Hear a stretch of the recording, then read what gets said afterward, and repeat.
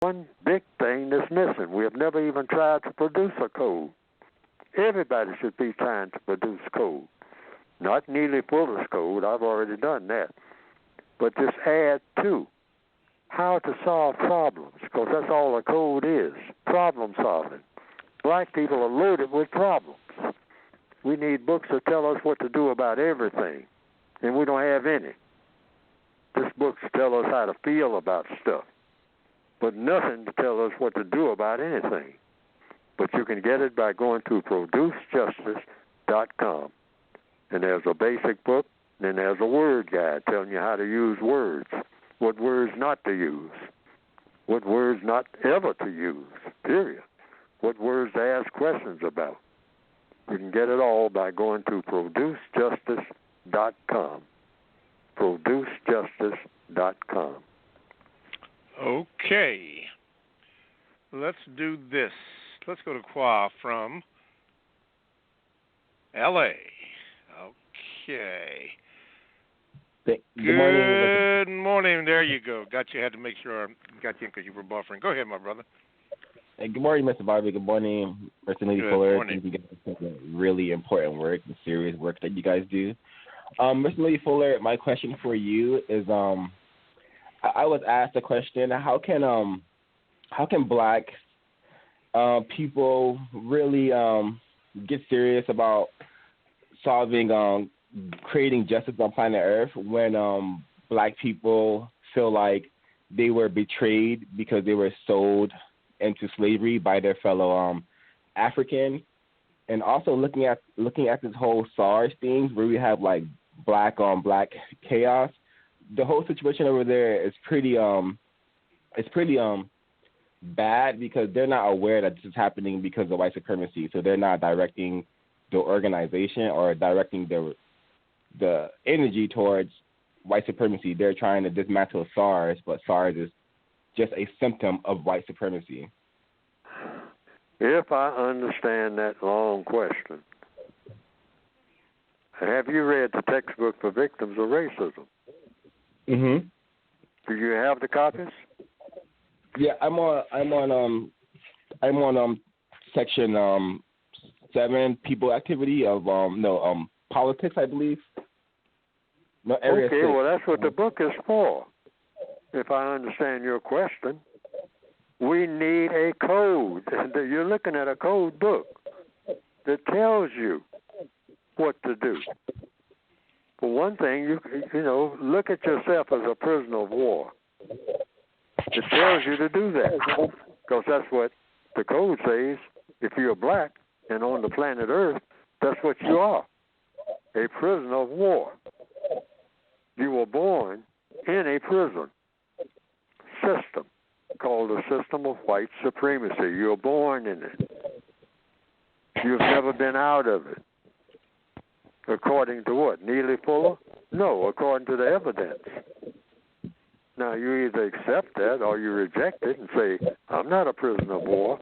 Well, if you're not a prisoner of war, you ain't got no problem. If you're not a prisoner of the system of white supremacy, you got no problem. The book is not for you. I keep repeating that. The book is not for you. But if you perceive yourself to be subject to the system of white supremacy, the book, all of the book, is go to each area of activity. And whatever problem you're looking at on that particular day, try to find something in that book that addresses that problem. There should be something in there that would at least point you in the direction. It may not give you all the details, but it'll give you some of what to do and what not to do about that problem. I mean, for one thing, it says about Black people, if I understand a part of your question, Black people, when we get in contact with each other, it usually means something ugly is going to happen. So this thing about the virus that's going around has helped a lot of Black people. It's harmed a lot because it's designed to do that too, because the white supremacists will see to that. But some Black people have been kind of cut off from other Black people because of the virus. And for a whole lot of Black people, that is one healthy thing that has happened. Because the code says no contact, no conflict. So you can't be in conflict with somebody you're not in contact with.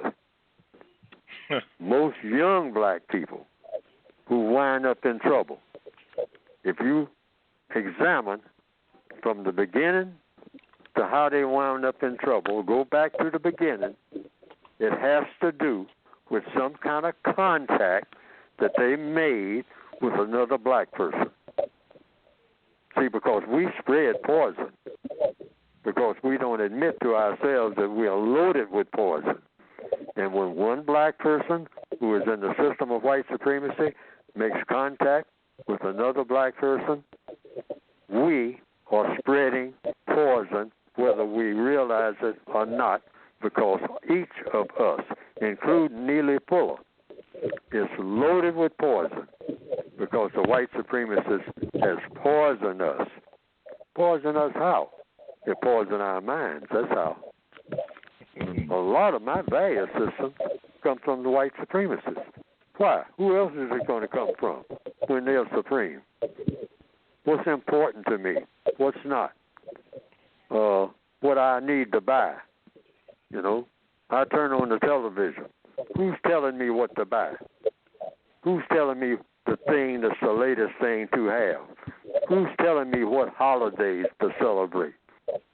The white supremacists. That's what. And we know about that, but we don't realize that. We think we invented it.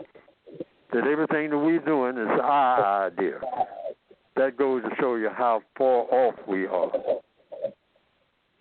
So in answer to the question, that needs to be unraveled. We need a code. We need a new culture other than the culture of submission to and in lockstep with the culture that the white supremacists has laid out to us, which is a complete disaster. All right, yep. All righty.